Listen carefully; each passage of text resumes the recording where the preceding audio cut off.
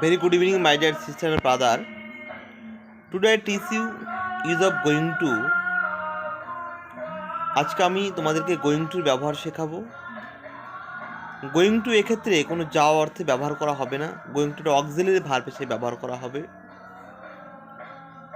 मैं खाना बनाने वाला हूँ। I give an example. मैं खाना बनाने वाला हूँ।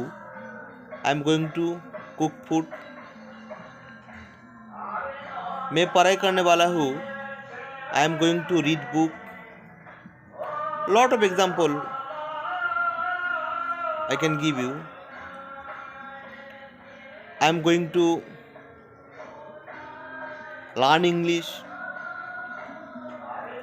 I am going to talk to you. I am going to listen to music. All these sentence we use going to as a auxiliary verb, not a main verb. Okay, my dear friend, thank you so much.